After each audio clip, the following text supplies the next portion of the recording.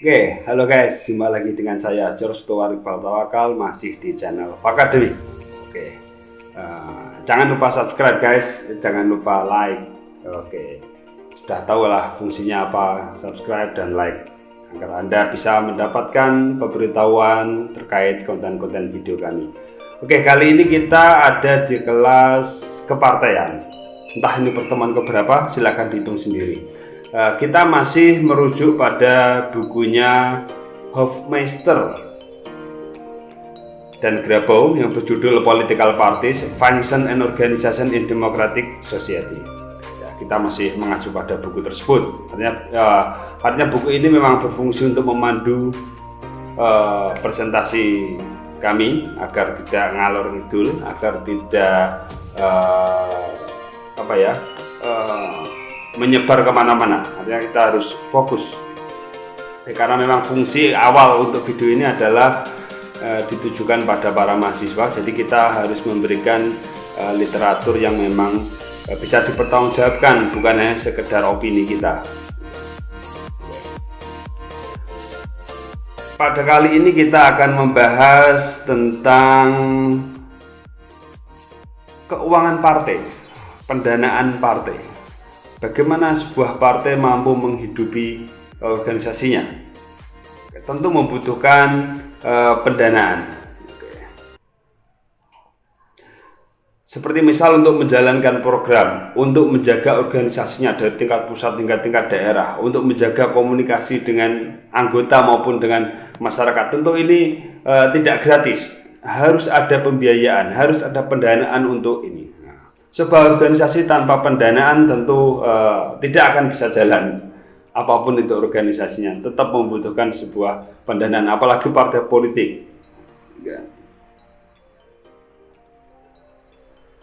Pendanaan paling besar tentu ini ketika kampanye. Bagaimana partai membuat advertising, membuat iklan, kemudian menggerakkan masyarakat, membuat forum-forum kampanye, event-event kampanye, tentu ini tidak murah.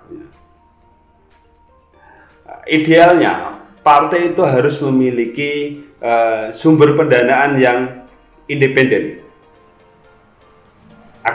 agar partai tidak bergantung pada kelompok atau pada institusi atau individu tertentu.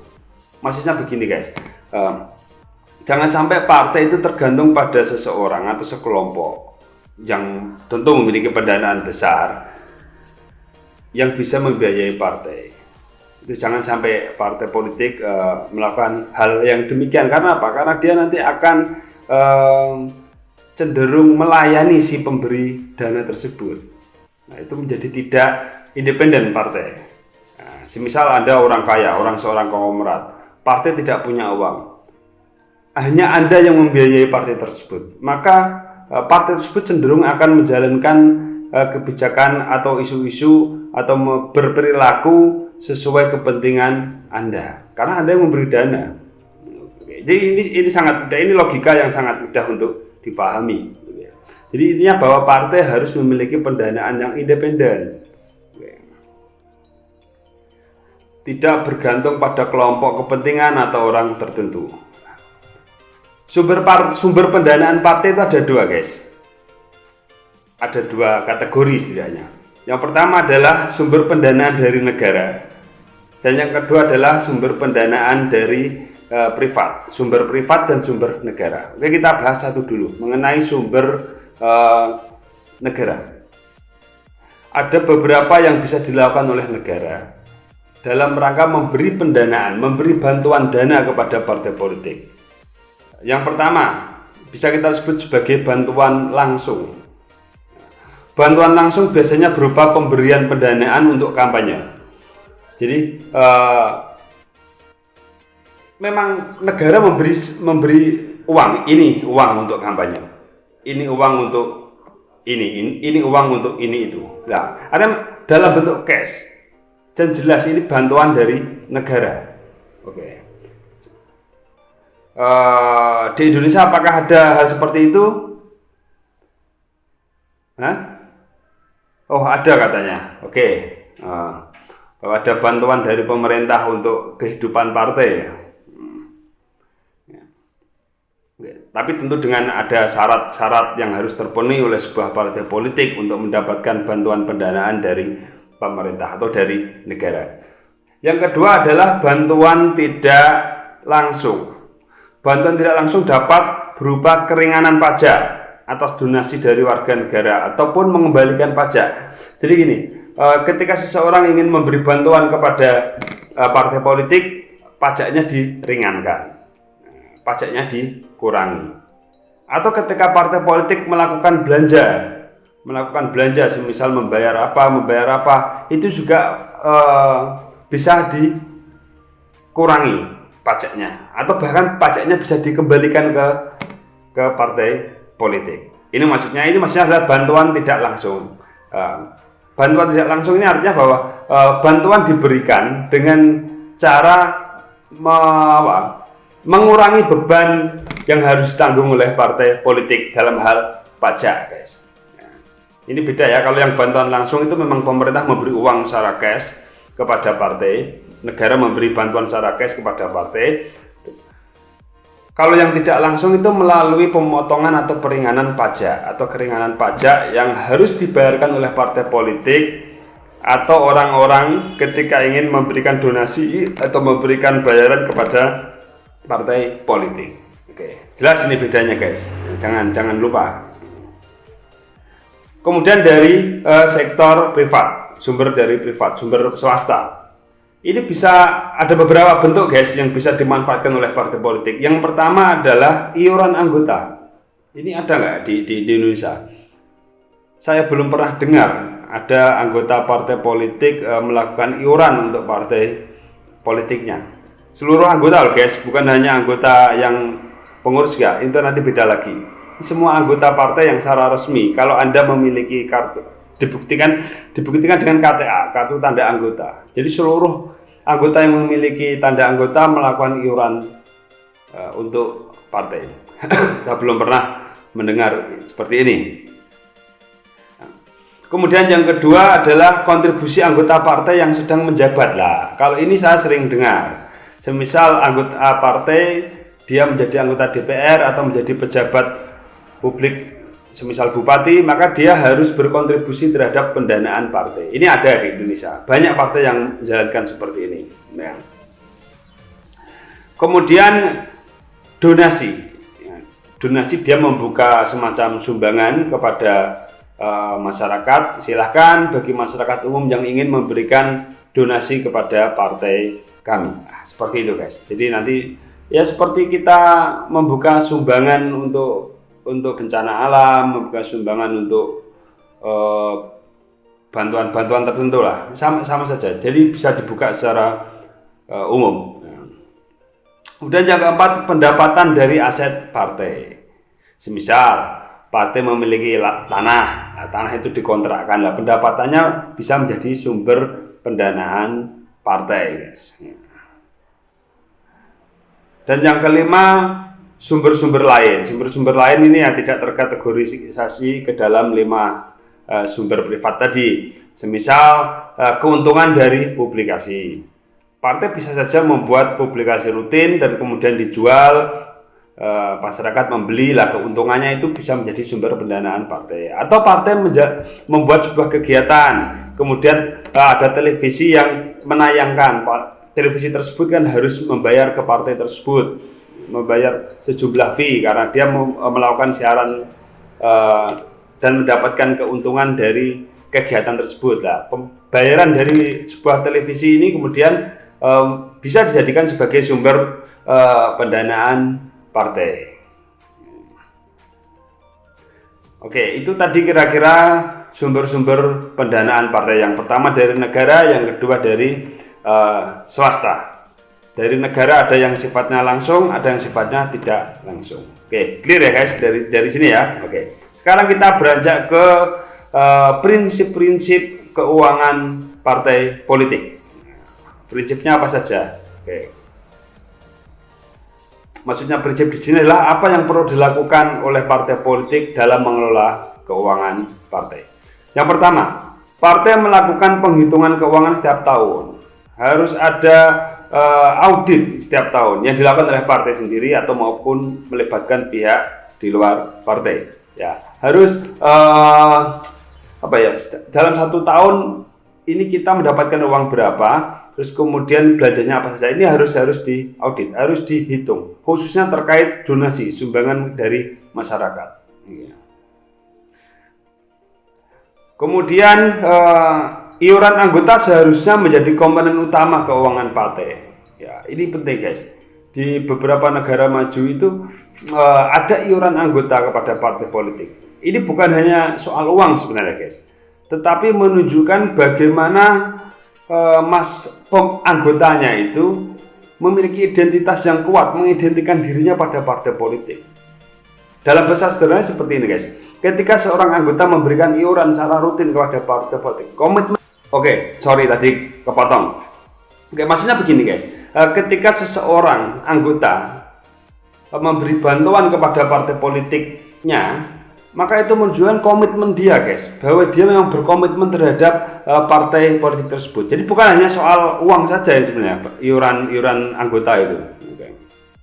Dan di sisi lain, karena ada iuran dari anggota, maka para pimpinan partai, para pengurus partai juga harus bertanggung jawab. Ini terkait akuntabilitas keuangan kepada anggota-anggota partai. Nah, di Indonesia ini ya, asumsinya kita jarang sekali menemui adanya iuran anggota. Nah, maka komitmen seseorang terhadap partai politik itu perlu kita pertanyakan. Anggota terhadap partai politik itu perlu dipertanyakan. Yang kedua adalah komitmen para pengurus untuk transparan, akuntabel terhadap anggaran partai kepada anggota juga kemudian menjadi lemah. Para pengurus merasa tidak ada kewajiban karena pendanaan ini bukan dari anggota partai. Oke, clear ya dari sini ya guys ya. Kemudian yang ketiga, bantuan dari pemerintah harus menjamin adanya keadilan antar partai politik. Kalau yang satu diberi keadilan, ini bisa saja bersifat proporsional guys. Artinya harus ada aturan main yang jelas. Jika partai memiliki suara sekian, maka bantuannya sekian. Jika partai memiliki kursi sekian, bantuannya sekian. Ini yang disebut sebagai keadilan. Nah, bukan rata, tapi tetap harus proporsional. Khususnya terkait dengan pendanaan kampanye, bantuan kampanye itu yang jelas. Pemerintah harus adil. Semisal tidak equal, tidak rata, setidaknya harus proporsional dan aturannya jelas, sehingga semua pihak bisa menerima itu. Besaran bantuan pemerintah juga harus jelas dan pasti. Akan mendapatkan sekian, akan mendapatkan sekian, akan mendapatkan sekian. Ini untuk menghindari penyalahgunaan kekuasaan untuk menjegal salah satu partai, untuk menghindari like dan dislike dari pemerintah, karena bagaimanapun yang akan mengeluarkan uang adalah pemerintah. Kemudian besaran donasi dari pihak swasta harus diatur. Di Indonesia ada aturan ini, besarannya berapa bisa kalian cek di Undang-Undang Kepemiluan. Jadi yang maksimal bantuan yang bisa diberikan oleh satu orang itu berapa kepada partai politik, itu ada diatur. Nah, ini bagus, ini fair. Karena ini untuk menghindari partai besar yang kemudian didukung oleh para pengusaha besar, maka akan mendapatkan donasi yang besar dibandingkan partai kecil yang tentu tidak menarik bagi para konglomerat, maka tidak akan mendapatkan bantuan yang besar. Ini guys. Meskipun ini juga bisa dipermainkan polanya. Tinggal bagi orang, misal mau memberi sumbangan sekitar 10 triliun misal, karena batasannya adalah 10 miliar, tinggal dibagi orang-orang, para pegawainya aja, di atas namakan para pegawainya untuk memberi sumbangan. Kemudian ini terkait donasi yang tidak langsung dari pemerintah, bantuan yang tidak langsung tadi, sebisa mungkin itu keringanan pajak itu dibuat seringan mungkin agar partai memiliki pendanaan yang cukup untuk menghidupi organisasinya. Kemudian donasi harus dipublikasikan, harus transparan ini guys. Partai politik harus mempublikasikan perolehan donasinya secara transparan. Ini penting agar tidak ada penyalahgunaan uang di dalam internal partai politik. Oke, clear ya guys ya terkait prinsip-prinsip keuangan partai. Sekarang kita beranjak pada apa strategi yang bisa kita lakukan? Apa strategi yang bisa dilakukan oleh partai politik untuk menggalang dana, guys? Ini penting untuk menggalang dana. Artinya apa, guys? Kenapa kita perlu membahas ini? Partai tidak boleh hanya pasif menunggu orang memberi bantuan, menunggu negara memberi bantuan, tidak. Partai harus aktif juga, guys, untuk mendapatkan pendanaan. Partai perlu secara aktif menghasilkan pendapatan, guys. Nah, dalam rangka ini ada beberapa strategi yang bisa dilakukan oleh partai politik. Yang pertama, melakukan pendekatan personal kepada donatur oleh pimpinan partai, anggota partai maupun pihak-pihak lain yang dekat dengan partai. Jadi bisa melakukan pendekatan personal. Semisal Anda punya kenalan seorang konglomerat. Semisal Anda adalah ketua partai dan Anda punya kenalan seorang konglomerat. Anda bisa secara personal meminta kepada orang tersebut untuk memberi bantuan kepada partai politik Anda. Oke. Yang kedua adalah mengirimkan surat resmi secara personal kepada donatur, bisa melalui email maupun melalui pos. Mengirimkan surat resmi secara personal bahwa semisal nama si orang kaya tersebut adalah Budi, kepada yang terhormat Bapak Budi, isi suratnya, kami dari partai bla bla bla, kami ingin mendapatkan sumbangan atau seperti apalah bahasanya, buat yang sebagus mungkin. Nah, artinya dikirim secara personal. Jangan lupa untuk menyebutkan nama orangnya, karena kalau tidak ada nama orangnya terkesan tidak personal, karena terkesan acak, dibagi asal-asalan. Ya, kalau ada namanya berarti kita kan memang terkesan menuju pada orang tersebut.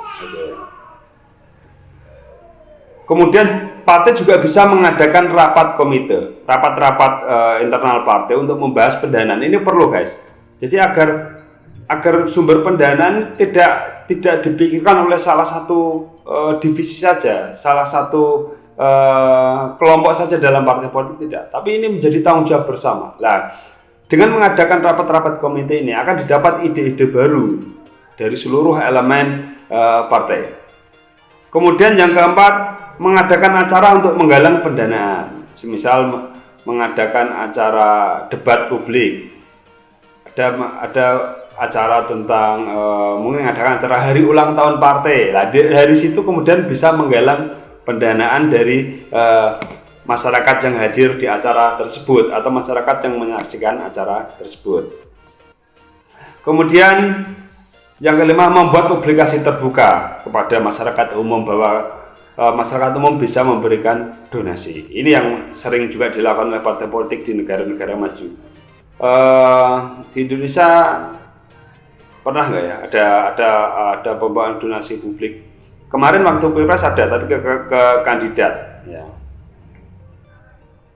Kemudian yang keenam, mengunjungi rumah atau kantor para donatur. Ini selain personal, tapi juga secara fisik datang, guys. Bukan hanya lewat telepon atau apa, enggak. Tapi ini secara fisik, partai mendatangi pimpinan partai atau siapalah mendatangi rumah atau kantor si donatur. Dengan begitu, potensi untuk si donatur memberi donasi, memberi bantuan akan lebih besar. Karena dihubungi secara personal, didatangi, maka akan tercipta ikatan-ikatan emosional di sana. Oke. Kira-kira itu, guys, yang dibahas dalam bukunya Hofmeister dan Grabau tentang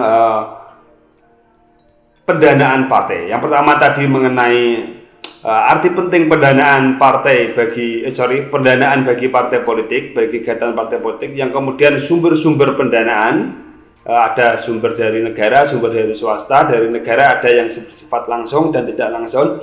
Kemudian juga ada prinsip-prinsip keuangan partai. Kemudian yang tadi yang kita bahas yang terakhir adalah mengenai strategi-strategi dalam penggalangan dana. Oke guys, untuk lebih detailnya kalian bisa membaca langsung buku tersebut. Wah, akan di sana ada penjelasan yang lebih detail daripada saya. Saya hanya sekilas-sekilas saja ini menjelaskan. Oke, cukup sampai di sini guys. Jangan lupa untuk subscribe channel Fakademik. Jangan lupa like guys ya. Saya tidak akan bosan-bosannya mengingatkan Anda untuk subscribe. Oke, semoga kalian dapat memahami penjelasan saya dengan mudah.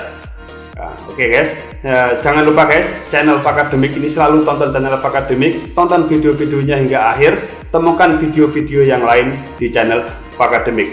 Oke, assalamualaikum warahmatullahi wabarakatuh. Sampai jumpa di video-video lainnya.